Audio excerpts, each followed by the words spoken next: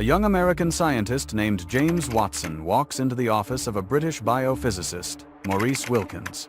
The air is thick with professional rivalry. Watson is brash, ambitious, and in a desperate race.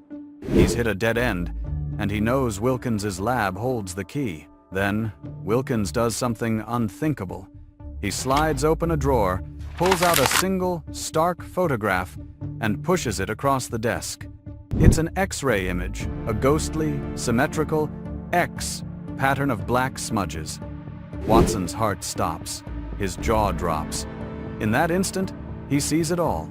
It's the eureka moment that will win him a Nobel Prize and change the world. But there's one problem. The photograph wasn't his, and it wasn't Wilkins's to show. It was the stolen property of their brilliant, overlooked colleague. This wasn't a discovery. It was a heist. And the woman they were robbing would be all but erased from the story. Her name buried for decades under the towering legacy of the men who stole the secret of life. This is the unbelievable, stranger-than-fiction tale of ambition, genius, profound injustice, and the single most important photograph ever taken. This is the backstory of DNA. The year is 1953. To understand the crime, you have to understand the prize. By the mid-20th century, we knew that we inherited traits, but we had no idea how. The answer, scientists knew, was hidden in a mysterious molecule called deoxyribonucleic acid, or DNA. Unlocking its structure was the holy grail of biology. The scientist who solved it wouldn't just win a Nobel Prize, they would become immortal. And this created a ruthless, high-stakes race. There were two rival camps. In one corner, at Cambridge University, were James Watson and Francis Crick. Watson, the young American prodigy, was obsessed with DNA but was technically supposed to be studying something else. Crick, the brilliant British physicist, was a master of theory. Their method? Building giant, tinker-toy-like models, trying to guess the structure. In the other corner, at King's College London, were the people doing the real work. This team was led by Maurice Wilkins and, crucially, a scientist named Rosalind Franklin. Franklin was a genius. A meticulous, brilliant, and fiercely independent X-ray crystallographer, she had come from France where she was a world-leading expert. Her job was to use a high-powered X-ray machine to take the first ever clear pictures of the DNA molecule. While Watson and Crick were guessing, Rosalind Franklin was painstakingly, systematically gathering the actual evidence. But there was a problem. The lab at King's was a boys' club. Wilkins, her colleague, treated Franklin less like a world-class peer and more like a high-level assistant. Franklin, in turn, was guarded, independent, and focused on her work, which her male colleagues often misinterpreted as difficult or cold. This toxic workplace dynamic, this clash of personalities and privilege, would set the stage for the greatest scientific heist of the century. Franklin's work was slow, grueling, and dangerous. She spent hundreds of hours exposing herself to X-ray radiation, meticulously bombarding tiny, near-invisible DNA fibers. And she made a breakthrough.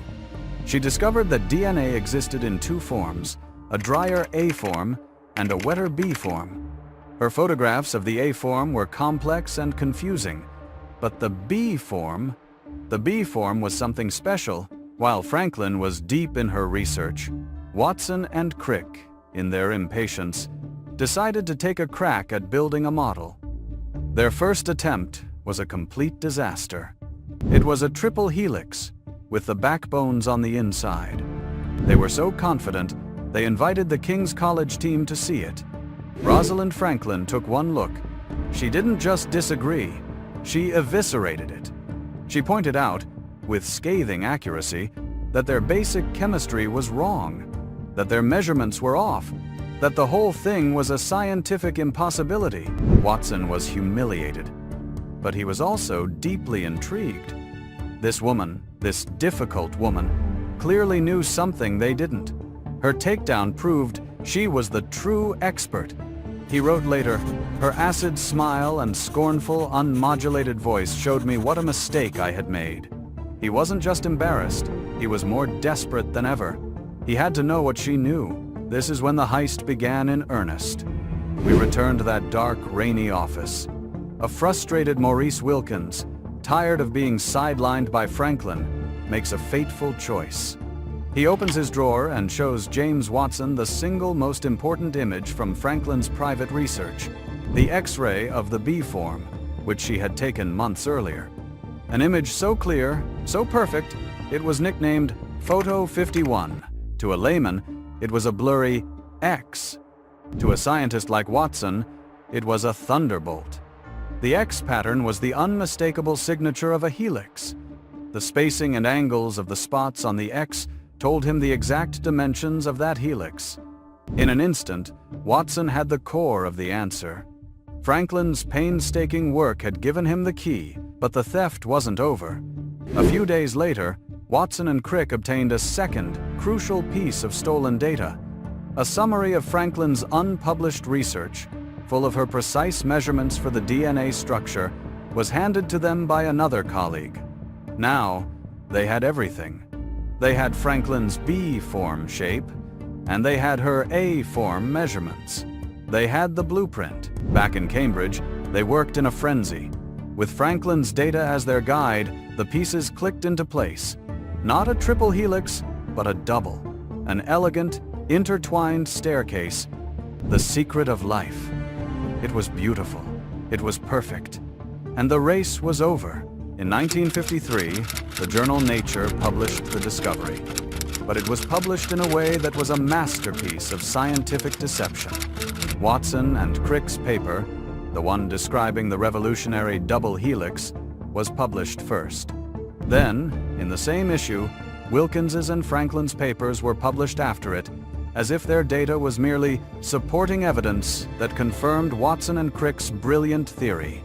The narrative was set in stone. The men had the genius idea, and the woman, incidentally, had the data that proved them right. The truth that her data was the foundation of their idea was buried. Rosalind Franklin, likely never knowing the full extent of what had happened, moved on to other groundbreaking work. Tragically, her constant exposure to radiation had taken its toll. She died of ovarian cancer in 1958 at the age of just 37. 4 years later, in 1962, James Watson, Francis Crick, and Maurice Wilkins stood in Stockholm to accept the Nobel Prize in Physiology or Medicine for discovering the structure of DNA. Nobel rules forbid awarding the prize posthumously, so Franklin was not eligible. But in their acceptance speeches, they barely mentioned her name or her critical contribution. She was, in effect, erased. Her name was buried for decades, a footnote in the story she should have starred in. It wasn't until Watson himself published his controversial tell-all book, The Double Helix, in 1968, a book where he openly admitted to seeing the photo and mocked Franklin as uncooperative and unfeminine, that the world began to piece together the truth. Today, Rosalind Franklin's name is slowly being restored to its rightful place. But her story remains a powerful, haunting testament to a brilliant mind whose work was stolen, whose name was buried, and who was robbed of the credit for one of the most important discoveries in the history of humankind. It leaves us with a final, lingering question. How many of history's greatest breakthroughs are built on the foundations of a buried name? And what other hidden backstories have we yet to uncover? Let us know your thoughts in the comments. And for more backstories, make sure to subscribe.